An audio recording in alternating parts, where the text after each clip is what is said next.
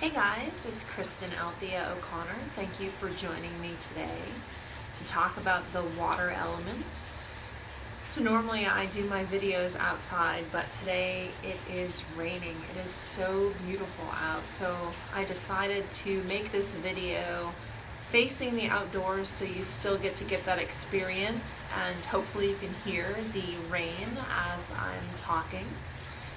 That is my hope for you guys today, is that you get a little bit of this sweetness in the video. So today we're talking about the water element and wisdom.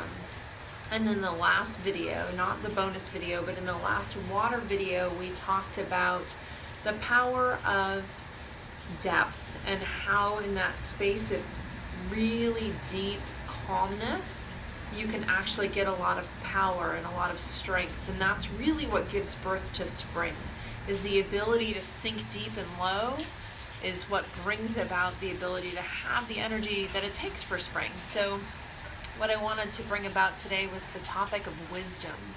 And what is the difference between wisdom and just being smart?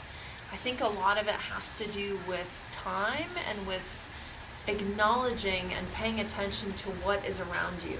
And that doesn't come from just learning something quickly, that comes from paying attention over a long period of time. And that comes from depth, that comes from being in that place of stillness and really letting things in. And so I wanted to talk today about rocks and essential oils that are good for that. And I'm just going to focus on one, again, to not get too complex. We're going to talk about fluorite today. So fluorite is a stone that is found, you may already have some if you're a rock collector or rock hound. Fluorite's not that hard to find. It's a very beautiful stone, and it's actually comes in many colors. So I'm going to show you a few different examples because I promised I would. This is a sphere of fluorite. So this is a beautiful piece that I have at the shop, and it's not the natural shape of this stone. It's just nice because spheres send energy in all directions. So it's nice to have a sphere in your healing space. I also have another, non-natural stone. And this is my dog coming into this video.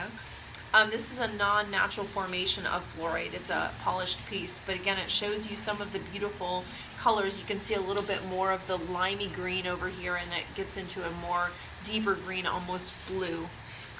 Fluorite naturally will come like this. This is one formation of this stone. Come here, buddy.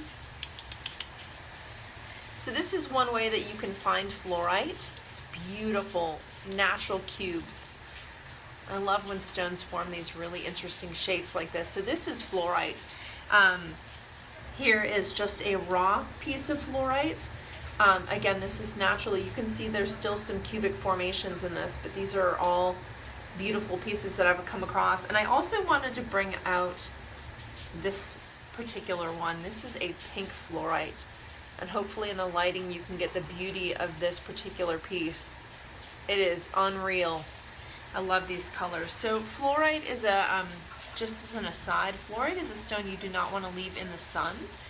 It's going to fade out. So just know that about your fluorite. But fluorite is actually one of the first stones I purchased. It is called the student stone. It is a stone of intuition. So it's nice if you can to take a piece of fluorite and put it on your third eye and meditate with it.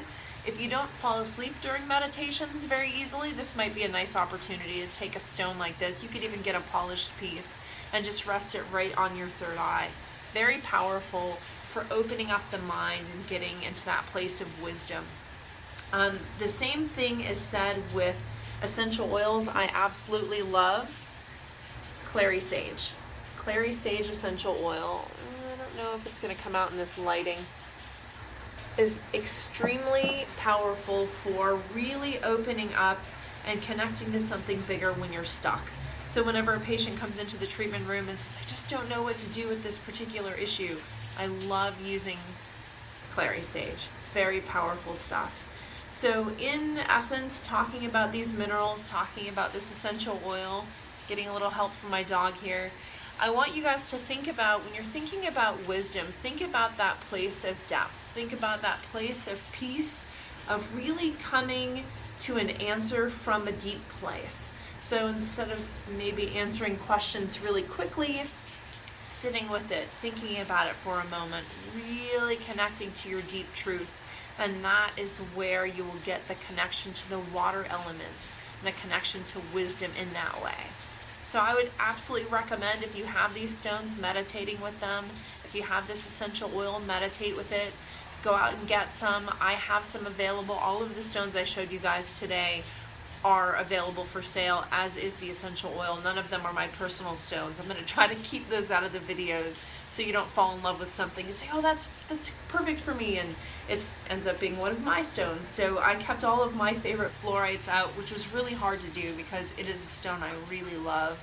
Again, I said it was one of the first stones I got, and it just really helps you connect to clarity, and that's what you want. So that is all I have for you guys today. Thank you so much for joining me. It is an honor to make these videos for you.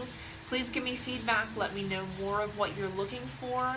If you have any questions, contact me. I'm happy to help you find stones, happy to help you find essential oils, and happy to discuss different options for you.